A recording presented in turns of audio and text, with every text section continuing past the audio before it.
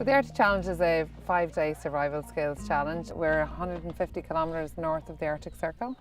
No running water, no electricity, and living in pretty extreme temperatures. I suppose physically it's going to be very demanding, mentally it's going to be very demanding. It's going to be cold out here, it's going to be physically tough, it's going to be tiring. It's like you isolate one thing and it's actually fine, but when you get it all in one big tough sandwich, that's the challenge. It's not just one element, it's all of them together. Night one is really just getting to know the surroundings, orientating themselves, finding their bed, finding their kit, knowing where everything goes, that kind of thing. And yeah, just getting their bearings.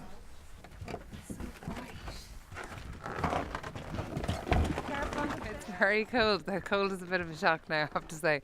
But everyone is getting acclimatised. People have no concept as to what -20 feels like. So the panic about layering, all that kind of thing is a big deal for them. Is there any tasks that involve coordination and stuff like this? We're not on the riverbank anymore, we're actually on the river. Okay? So don't go in any way other than this beaten track that we have here. Okay? You might see the other stick sticking out of the water. Yeah. And beside it there's a lid, and you lift off the lid. The river will have frozen over under the lid and the ice needs to be rebroken. And that's what that thing is for, is just to hammer out the ice. Okay, these are our humble little toilets. There are 4 in operation. There's 2 there and there are 2 behind me. We want to open and have a look. Wow! There's a lid on the toilet. There's just been a toilet workshop, which has been interesting. No, they're doing well. They're all collecting wood now and hopefully getting into dinner shortly. And you sprinkle the sawdust over it, just enough to cover it. That bathroom lesson was a bit of a... There's obviously the logistics of leaving home and all that kind of thing, but you get into it fairly quickly, and I think that everyone will just embrace it and forget about home and get stuck into the routine out here.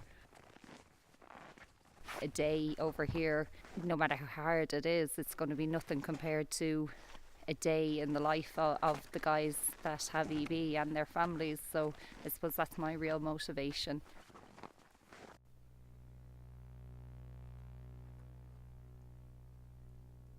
Day one is an absolute throw you into the deep end kind of day. People are trying to figure out this new environment, get themselves on skis for the first time, get themselves in snowshoes for the first time. It's a big learning curve. I think I'm in. I'm as ready as I'll ever be.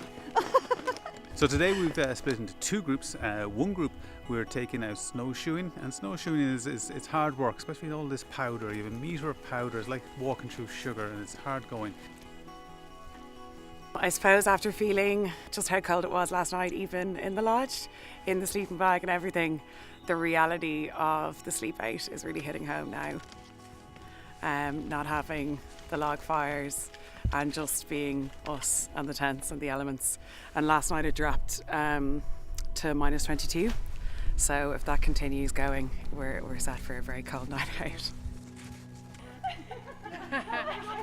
Pick me up on the way back, lads. And then we're on the skis with the other group, and they're learning the basics on the skis, and that's hard work, especially on these thin cross-country skis. Yeah, it's good. Like in the space of less than 2 hours, doing pretty good. So we've got a few here like we're really in the groove, a few more like just about getting it. Between now and Saturday, heading out, there is a relatively steep learning curve, so it's still doable. On top of all that, they need to learn all of the day-to-day tasks that keeps a place like this going. Getting water out of the local river. I'm telling you, when you get back, you will appreciate a tap. There's a lot of up and down and walking around and up steps and down steps with buckets of water to make everything run around here. But Collecting firewood, sorting out the very basic toilet facilities, all of that stuff, getting their food organised. It's a big day of learning. I mean, it's been a while since I've set a fire, so it's bringing me back.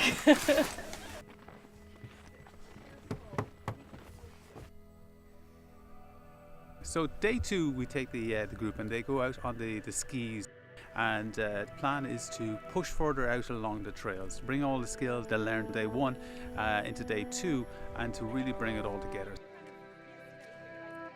Today we're on our skis and we're going to cross-country ski across a lake, which is very cool. Cold but beautiful, and yeah, just take it all in, drink it in, and it is what it is, and I can't wait to see what it's like. So it's really about bringing the skills together and the movement on the skis and getting some distance as well into the wilderness.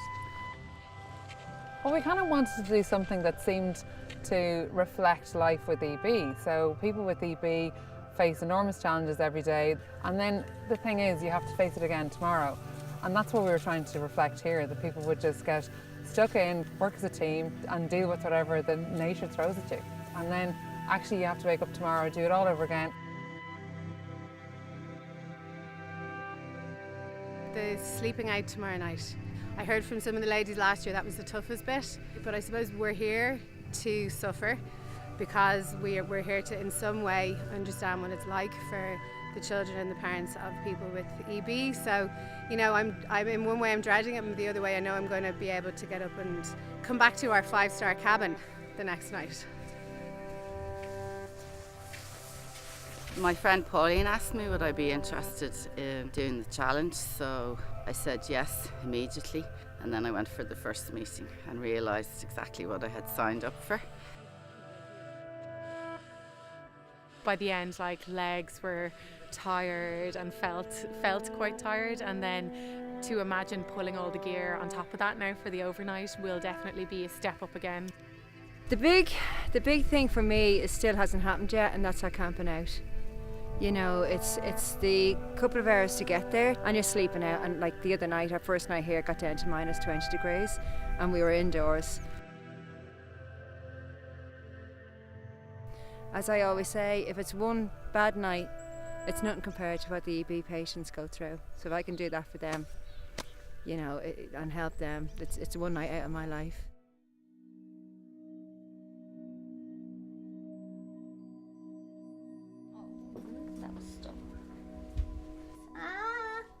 Sorry. I can't. Okay, I can. I can. Ow. This morning we did a full bandage change. That happens every Monday, Wednesday and Friday. And most people might find it hard to believe, and as much as that hurts, that's really good for your average EB hand. And every time you go to take off a bandage, you don't really know what's underneath it. It can be different every time. So. And then my elbow, there's a blister on it. If you can, I don't know if you can see. Yeah, there is. There it is. There. Oh yeah. So this is terrible, but you will have to get these off. Oh my God.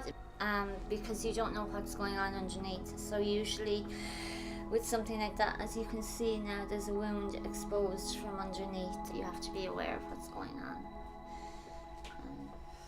which isn't fun. The purple water is called potassium permanganate. It's basically a medical version of Milton. Ready? I can't. It's okay, you're done now.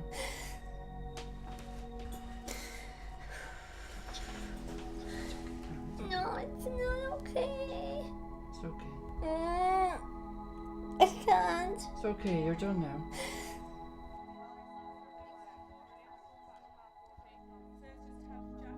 I hear you guys are going on an overnighter soon. It is time to dig. It is time to find that strength inside of you, because I find the strength every single day just to live my life. Yeah, it's definitely kind of all becoming a lot more real, and having kind of experienced the cold a bit more now, trying to think about actually having to do those tasks while you're cold, while you're tired. It's all kind of the real challenge part of it is becoming more and more clear, I think. I can't wait to get out there. I can't believe we're lucky enough to be in this pristine environment, and I'm very grateful to have the health to do it. Just can't wait to get out there. We have clothes, it'll be fun. So at the moment, as you can see, they're packing up their pulks. We hope to be shipping out of here in 15 minutes, and I think we'll be on target. They're completely self-sufficient. They've got their food, they've got their water, they've got stoves to melt snow to get extra water. And so between the two of them, they'll take turns at hauling that pulk into camp. Good luck. I am so proud of you all to do something so grueling and difficult. I mean, going from living in a cozy home and having your food around you to breaking ice to get your own water, to cutting your own firewood, to walking out in the middle of the night to the bathroom. I mean, fair play, congratulations, and I hope you enjoy it. I hope it's a great experience, because I want you to enjoy it.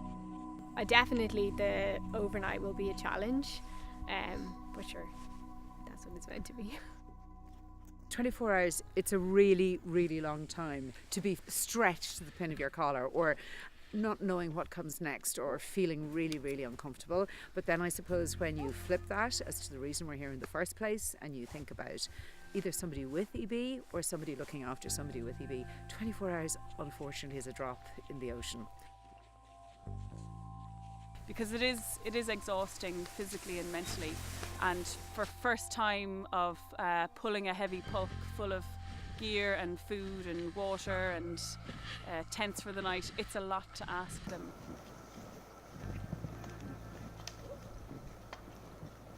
There's no let up at the moment because there's so much fresh powder snow. They have to stomp it down, create platforms for their tents, get the fire lighting, get stoves on, start gathering snow to melt for water because they need to rehydrate after a day like today, need to cook their food. Before it gets dark, they'll want to get the tents up and get their sleeping bags, liners, mats, all that in. And then when they kind of finish that level of work, then they have the work at keeping themselves warm for the night.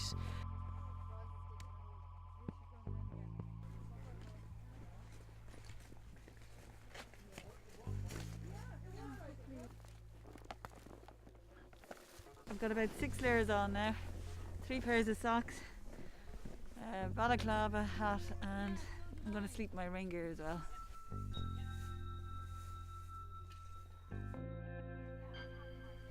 It's a bit soggy here this morning, but we did survive. Doesn't smell great. No. And we're now awake in a moisture-laden tent with snow all around us on the roof. But we're pretty happy. Now we just have to get up, get packed, put all this kind of stuff away. We put all the rubbish down the bottom so nobody could see it. We thought we'd keep it clean for the camera. And trek back. Like, our hands are so cold, and the poles, you're kind of sticking to the poles. So we made the comparison as well, like the amount of time we spent yesterday trekking across up and down the mountain cross country, which was about 5 hours, is approximately the time it takes to do a wound dressing for someone with EB. So it put any discomfort we had into huge perspective. So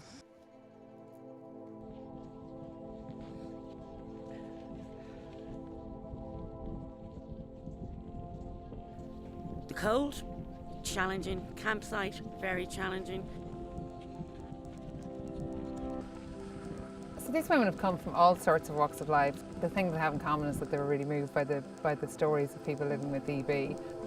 Now, through their fundraising efforts, DEBRA Ireland will be in a position to raise money for research and support services that we provide on a day-to-day basis. We're really throwing them in the deep end. Within 5 days of landing here, they are skiing out to a remote campsite, pulling their pulks, pulling all their equipment, with the challenge ahead of them of surviving for 24 hours in this very harsh environment.